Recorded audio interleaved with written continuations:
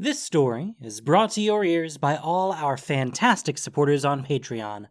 To get in on the action yourself with bloopers, extras, and the occasional early story, join us at patreon.com/voiceofallmtg. We'd like to thank our newest patron, Travis Wood, for already donating. For more stories, or just to chat, visit voiceofallmtg.com. And now, Voice of All presents Return to Dominaria, Episode 9. Are you kidding me? You've been lying all this time? Why?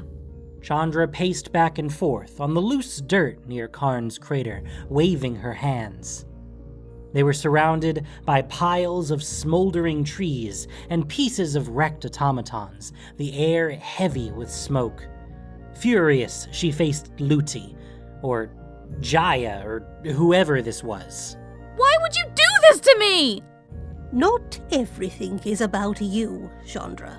Jaya was annoyingly calm. Chandra seethed.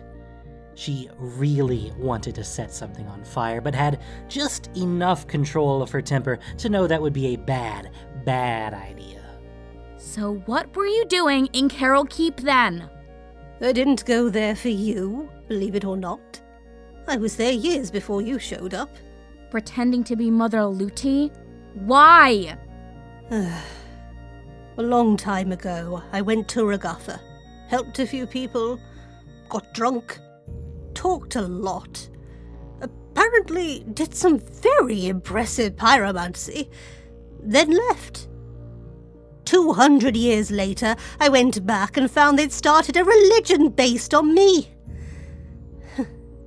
It was all a little embarrassing, frankly.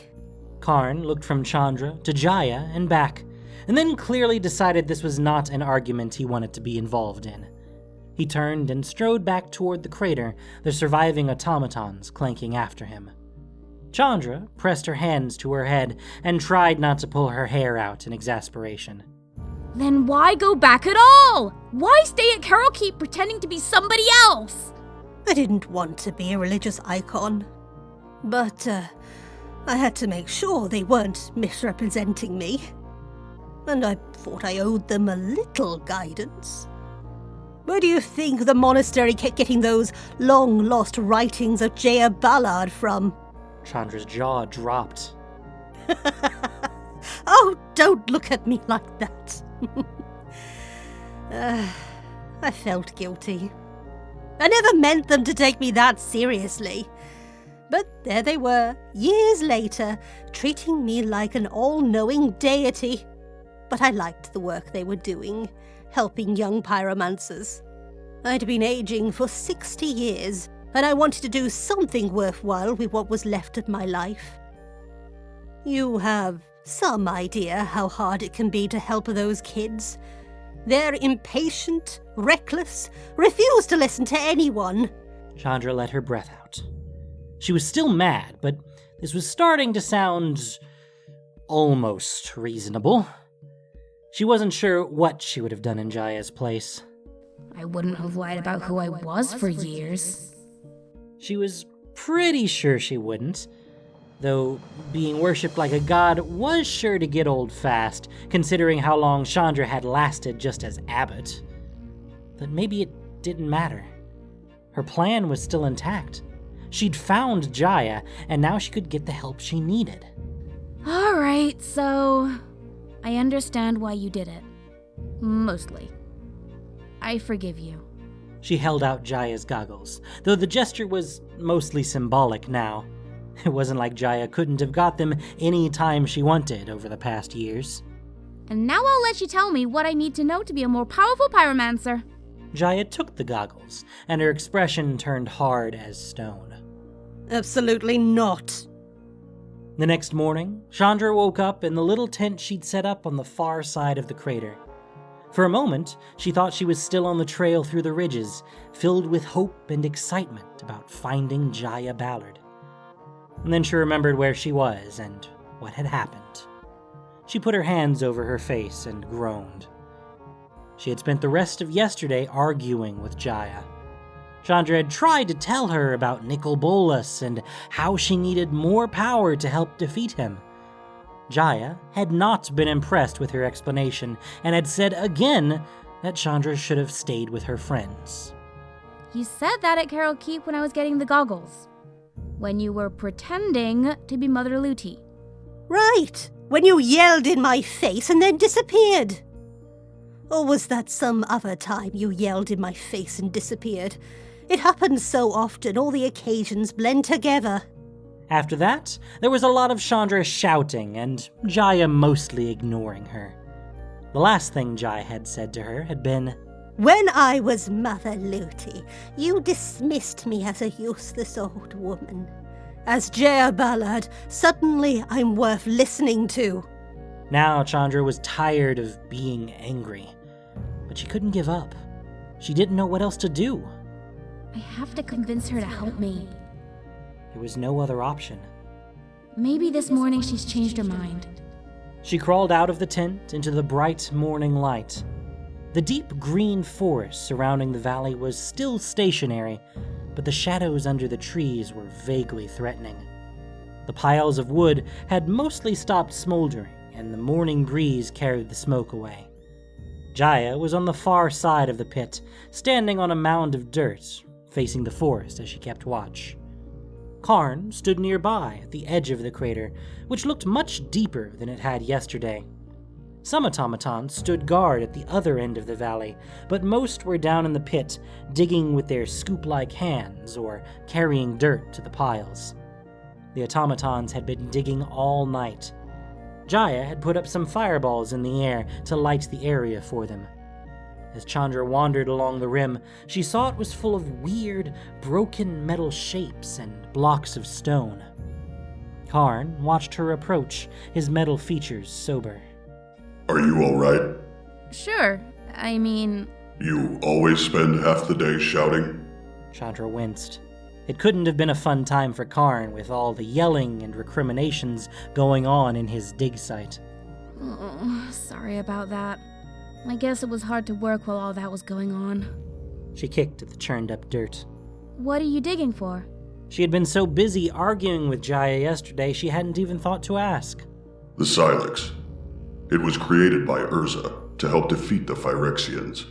I intend to take it to New Phyrexia and detonate it there. So, it's like a bomb? A giant bomb? Exactly like a giant bomb. Chandra looked toward where Jaya stood on the mound of dirt, keeping watch. And Jaya came to help you?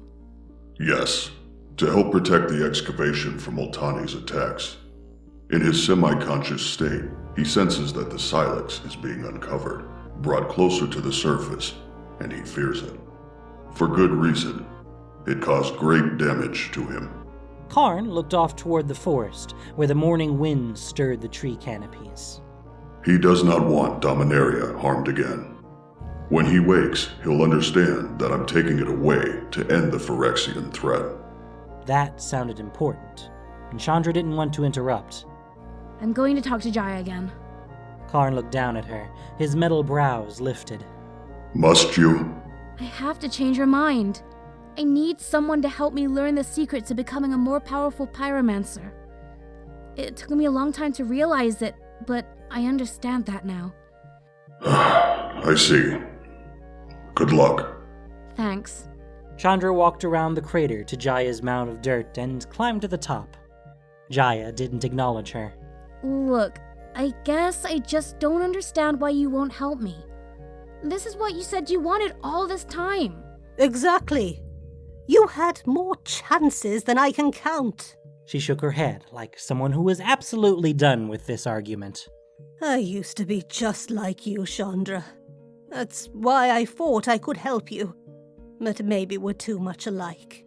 You told me on Regatha you didn't want my help, and that's that. I'm not offering again.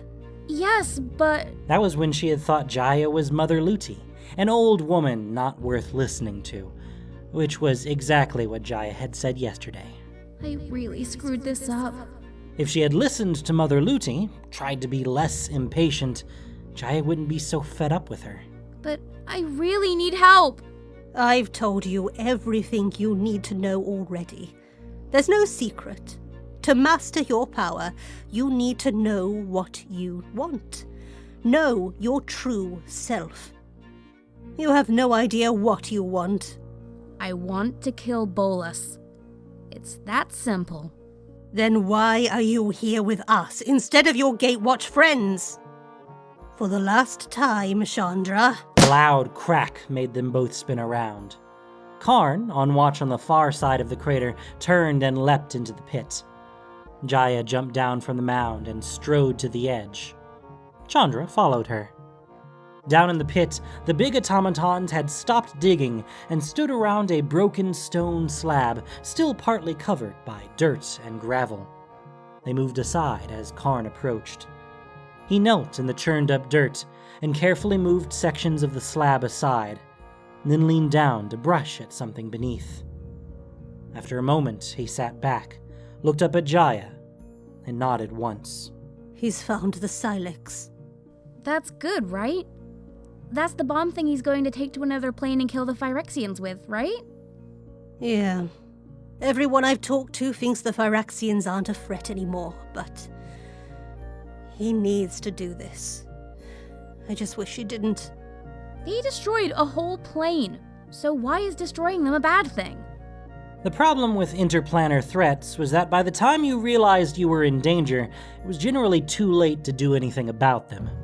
Or that was how it had worked with Bolus on Amonkhet. Because it means he'll have to go back there. And that could be a disaster for a number of reasons. Then she glanced up and her eyes widened. Oh, damn it. Karn! They're coming! Chandra looked up. The tree line roiled with motion. I hate these things. And it looked like there were a lot more of them this time. Trees rose out of the forest, the giant striding ones and the spidery creepers. They rolled toward the crater in an angry wave of leaves and branches. The automatons scrambled toward the sides to climb out, but there were too few of them to defend the site. Karn was still trying to get the Silex out from under the slab, and they had to give him time. Jaya, you take that side, I'll go this way! As Jaya ran, Chandra circled around in the other direction toward the approaching trees. When she reached the right range, she planted her feet, took a deep breath, and sent fire streaming forward. She blasted the first line of trees, then flung fireballs over their burning canopies to hit the newcomers surging out of the forest. She heard Jaya on the far side of the crater, striking the trees with a barrage of targeted blasts. Out of the corner of her eye, she saw that Karn's automatons had managed to climb out of the crater. They threw themselves at the walking trees and punched into the trunks or ripped at the roots. Except more trees came. And more. And more. They were desperate to get Karn and the Silex. If they reached him, they'd tear him apart. Chandra kept up the fire streams, digging deep for her power and yelling until her throat was dry and hoarse. The valley filled with smoke and fire. Finally, there were no trees charging at her, and Chandra staggered to a stop, wiping sweat off her forehead. As the smoke cleared, she saw pieces of Karn's automatons everywhere. It didn't look like there were any survivors. Jaya had been pushed back toward Chandra and stood only a short distance away. Chandra realized she had been unconsciously backing up too, but the edge of the crater was now only a few feet behind her. Where's Karn? We have to get out of here! I lost track of him. I hope he's not in pieces. Oh, that's all we need. It's worse. Rising above the tree canopy was a giant made of roots and branches, its eyes and mouth glowing with light. Its head was jagged on top, the wood shaped into horns, or maybe the remnants of a pointed crown. What's that? I'm pretty sure that's Multani. Or what's left of him. Karn! Damn it! Where are you? A pile of smoldering wood near the crater tumbled over as Karn pushed his way free of it. He had something tucked under his arm, and his metal body was covered with dirt and soot. As he looked up at Multani, his expression was more sad than angry or worried. He's still semi-conscious. He would never hurt us if he were himself. Multani pushed forward out of the forest and stepped onto the bare, scorched earth. He kicked the mounds of broken and burning trees aside as he strode toward them. All around the valley, more animate trees burst out of the forest to gather for a charge. Chandra braced herself. We can hold them off. We'll have to. Get ready. And then, Multani stopped. Chandra frowned, thinking he was somehow readying himself for an attack. But Multani didn't move. None of the trees moved, either. Chandra took a wary step forward. What's he waiting for? Jaya straightened up slowly. She pulled her goggles off to squint at Multani. Look at the forest. He's frozen. It's time magic. Huh? And then she realized the leaves and branches of the stationary trees back in the forest moved slightly in the wind, but Multani and his animate trees were as still as stone. Jaya was right. They had all frozen in place. And then a shadow fell on the ground around them. Startled, Chandra looked up. Overhead was a long, narrow shape, like the underside of a sailing ship. It was the underside of a ship. A sky ship. Jaya climbed a mound of dirt, shading her eyes to gaze up at it. Chandra ran to join her. From this angle, she could see the bow, where a man in flowing blue robes stood. He held out his hands, obviously performing a powerful spell. Karn was looking up with an expression of wonder. This is the weather light, and that's Teferi. I wasn't expecting this. A time mage with excellent timing. Right, but what's... Then someone leaned out over the rail to unroll a boarding ladder, and with a shock, she recognized him. Gideon! Hey, Gideon! What are you doing here? Liliana stood beside him, looking annoyed. Chandra? Quick, all of you come aboard! He can't hold it for much longer. Jaya caught the end of the ladder as it swung toward them and held it out to Chandra. Here, you go first. But Chandra looked back at Multani. Karn had said he was semi-conscious, that he would never do any of this if he was awake and aware. She didn't want to leave him like that, and she thought she knew a solution. No, you two go. I want to try and fix this. Fix it? How? Something a friend of mine showed me. Chandra started down the hill. She wasn't sure if she could do it for someone else like Nissa had done it for her, but it was worth a try. It just wasn't fair or safe for anybody living near here to leave Multani like this. I've got to give him a chance. She picked her way over the broken wood and the piles of dirt and debris until she stood just below Multani. She didn't know how long she had, how long the time mage could hold Multani still, but she couldn't afford to rush either. I know you can hear me. I know you don't want to be like this. You don't want to hurt people. That's not what you are. Think about water. Still, cool water flowing over your skin, your bark, into your branches and leaves. You're a light floating on that water. Just saying the words like Nissa had, visualizing them, made Chandra feel calmer. I miss her, and I don't know if I'm ever going to see her again. Chandra imagined the light floating on the water herself and let her emotions still into a calm sadness. She remembered what Jaya had said about knowing your true self. I know you don't want to hurt anyone. Sink into the water. Find your true self waiting there. Remember who you are. Time seemed slow, and Chandra drifted on it like a light herself. After arguing with Jaya and being attacked by trees for most of the past 2 days, it was a relief. And then she realized Multani, too, was changing. The ashy bark of his skin turned darker and richer, and green plants sprouted along the tops of his hands and arms, running up to his back, up to soften the wooden crown of his head.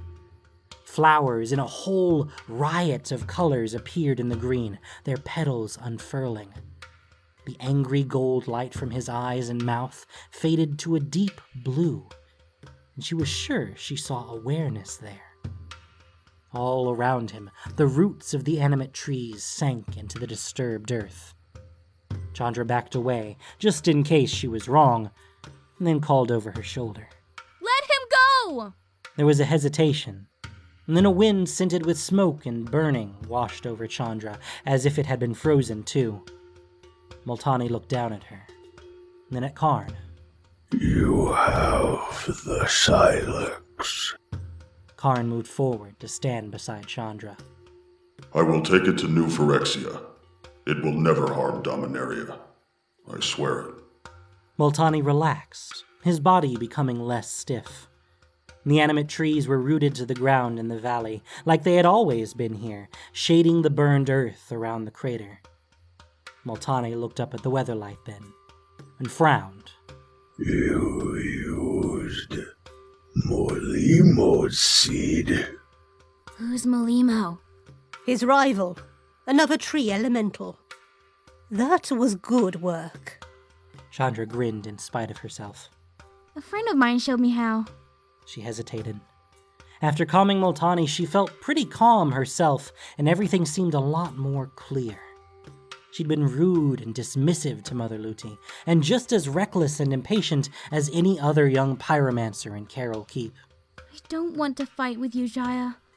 I'm sorry about how I treated you, and I understand why you don't want to help me. I wouldn't want to help me either. But I hope we can still be friends. Jaya eyed her, a small smile tugging at her mouth. That was impressive, Chandra! Gideon was shouting from the bow of the skyship. He said something to Liliana that Chandra couldn't make out, but she heard Liliana's reply. I'll tell her she did a good job if she gets on the damn skyship before we all die of old age. Those are my friends. What are you doing here? The same thing we were doing when you ran away, planning to kill Belzenlock. I didn't run away. I was trying to... She came to find me, so I could help her better master her pyromancy. Jaya waved at the smoking battlefield around them. We've been getting some practice, as you can see. Really? You mean... Jaya clapped her on the shoulder.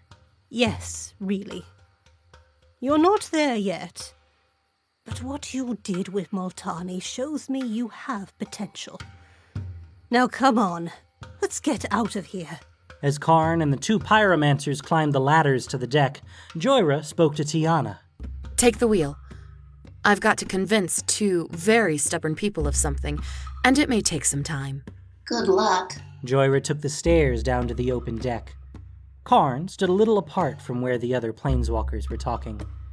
Joyra knew him well enough to see the uncertainty in the angle of his body, and wondered what it must be like for him to suddenly be standing on the weatherlight again after so long. Teferi strode up to him. Karn, my old friend. He clapped Karn on the back, causing a faint clang. We're glad you're back with us. I'm glad for your arrival. Timely arrival. You haven't changed. Then he turned and saw Joyra. She smiled. Gideon and the others were going below, and she waited until they were out of earshot before she spoke. It's been so long. She closed the distance between them and put a hand on his arm. Joyra, I must tell you. About Venser? I know. Ajani Goldmane came to tell me. Teferi knows, too. I regret. I would not have chosen for him to sacrifice himself for me. But it was his decision. That was one thing she was certain about. Karn looked from Joyra to Teferi, hesitating. So, we are back aboard the Weatherlight. What is our purpose here? First, to destroy Belzenlock, then to defeat the Cabal. That's why I had the Weatherlight reconstructed and recruited a crew. But I had something else in mind for you two. Teferi leaned on his staff, smiling a little. I'm not surprised. You always have a plan. I have the Silex to destroy New Phyrexia. Karn lifted a bag thick with padding. That is my plan. Joyra wasn't surprised Karn was still focused on the Phyrexians. Among all the other reasons, he would want revenge for Venser. And it's an admirable cause. But before that, I think you should help kill Nicol Bolas. Karn could help, but you forget I'm no longer a planeswalker. Unless Bolus comes here. He trailed off as Jaya lifted her pendant and opened it.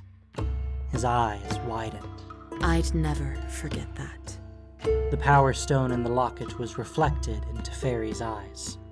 He had recognized it immediately, felt its call to him. Karn leaned forward to look. It's your spark. How? The mana rig. She held it out to him. Will you take it back? Teferi pressed his lips together and stepped back. He looked away, frowning. You ask a lot of me, Jaya. Jaya wasn't daunted. She had known this wouldn't be easy. Do I?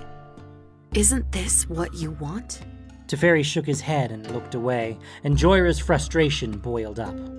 Do you know what I'd give to be a planeswalker? That got Teferi's attention.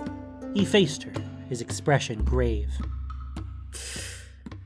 This is a precious gift. Don't throw it away. I'll think about it. He let out his breath and smiled at Karn again.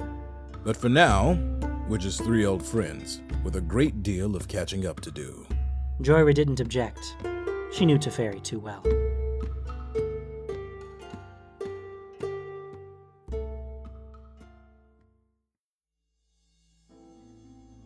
As the weatherlight sailed over Yavimaya, Gideon told Chandra about their plans and what they had accomplished so far.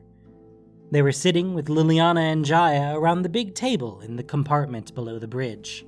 But you still don't have a way to kill Belzenlock without the chain veil, right? He didn't tell you about the Black Blade. It's a sword that slew an Elder Dragon, and Gideon is too delicate to allow us to use it. It's also a soul drinker. He is a demon, Gideon. We've seen what a demon can do to a plane. Exactly. Jaya just looked thoughtful, her chin propped on her hand, but she didn't voice any disagreement. Gideon hesitated.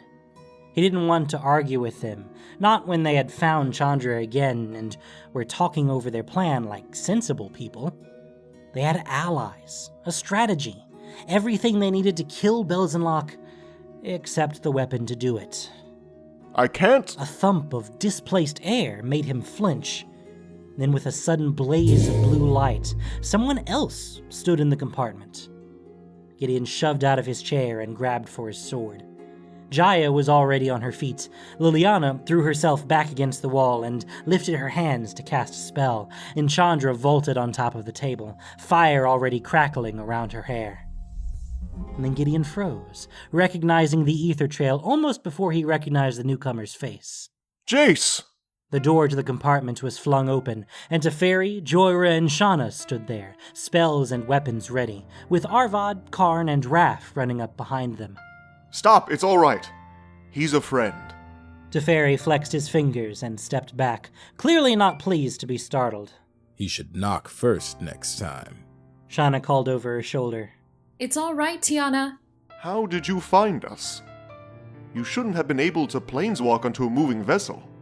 And where have you been? Are you all right? Yes. What happened to your clothes? Chandra jumped off the table. Jace glanced around at them all, his expression serious. This ship leaves a trace very much like a planeswalker's aether trail. Your aether trails in Dominaria were close enough to crossing it that I suspected you might have met up with it. I had to do some calculations to adjust for altitude and speed. It was tricky, but manageable. The others were silent for a moment. Teferi lifted his brows and exchanged a look with Jaya. Who's the bookworm in the bathing suit? This is our friend, Jace, another member of the Gatewatch. He gestured toward the others. These are new allies. We've banded together to destroy Belzenlock. Distracted, Jace nodded to them.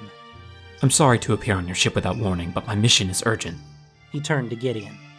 I came here to warn you. Johnny wanted us to meet and regroup, but Bolus is preparing a trap for planeswalkers. A trap? Jace's expression was grim, and remained grim as he explained what he knew of Bolus's plan. We have to go, immediately. Johnny and the others will need all the help they can get. He wants them to go where the trap is? Isn't that the same as being caught in the trap? Shh! Will you and Chandra come with me? What about me? Gideon should have expected something like this.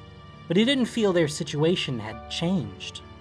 If this is true, we need Liliana at her full power more than ever. You don't understand. You can't trust her. Oh, yes he can!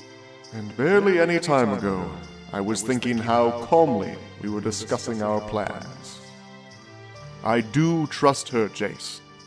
We're committed to destroying Belzenlock, and we have everything we need to attack his stronghold. It has to be done, and not just to free Liliana. He's close to taking over all of Dominaria. I agree Belzenlock has to be killed, but there's no time. You can come back here after we fight Bolus.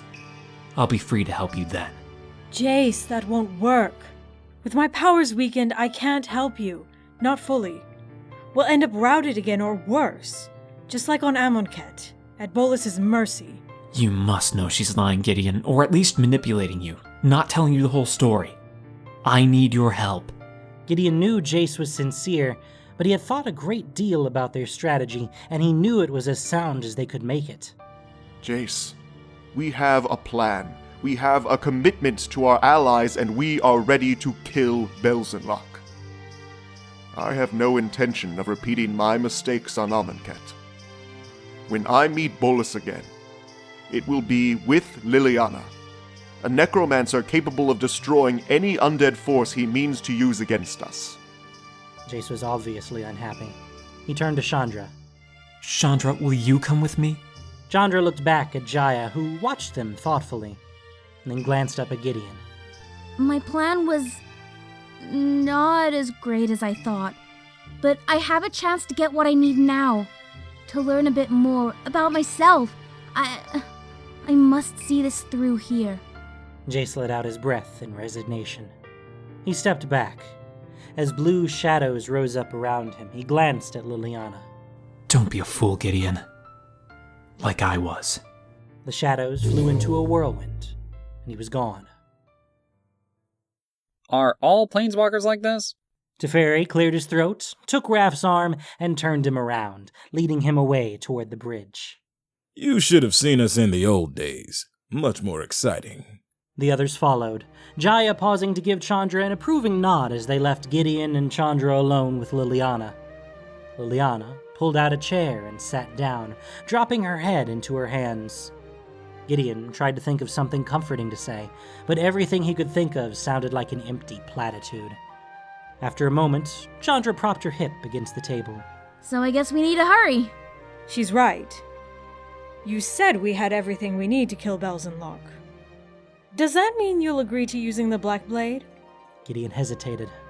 The blade was a soul drinker. Not that Belzenlock had a soul to drink, but there was no time to waste looking for some other method. Delay meant endangering the other planeswalkers Ajani had gathered, meant the Cabal gained more footholds on Dominaria, made it harder for Joyra and Shauna and all the others fighting them to root them out. If we can find it in the stronghold, I'll use it. He might have expected Liliana to look triumphant or to gloat a little over his change of heart, but she just looked tired. Thank you. For this, and she looked away, uncomfortable. For everything. Gideon smiled a little. From anyone else, it would have sounded grudging, but he knew how hard it was for Liliana to say those words. You're welcome.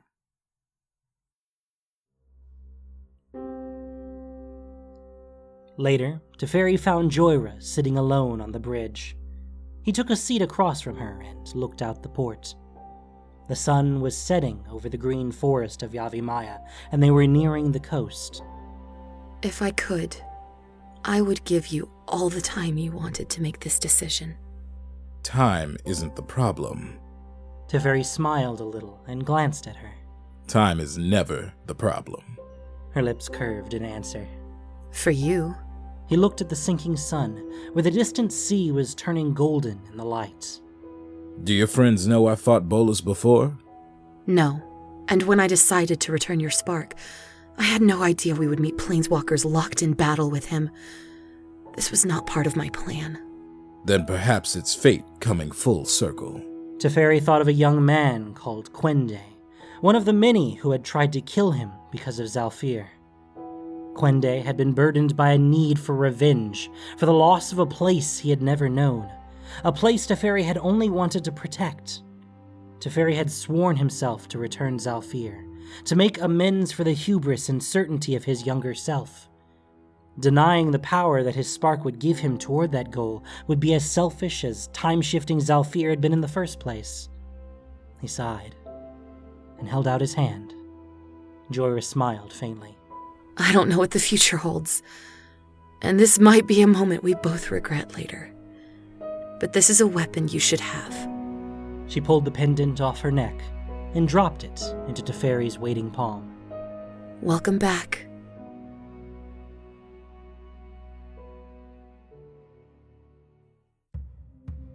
Thank you for listening to this production of Voice of All. As listener-supported entertainment, we rely on you not just for the voices of the characters, but also to keep us going and growing. If you enjoyed what you heard, please support us by rating and reviewing us on iTunes, or following us on SoundCloud, Stitcher, and Google Play, or just plain sharing with your friends. You can also support us financially on Patreon for exclusive perks. Return to Dominaria was written by Martha Wells. The podcast was produced and edited by Doukeshi. This week's story featured the voice talents of Pio, Inri Zyro, Adam Bennett, David Ford, Brian Rozek, Susie O'Neill, Sarah Ruth Thomas, Emily Doms, Auntie Rivet, Michelle Rapp, Isa Martell, and Michael Lanier. Voice of All is unofficial fan content permitted under the Wizards of the Coast fan content policy. Magic the Gathering is copyright Wizards of the Coast. Thank y'all so much for listening. Y'all have a great day.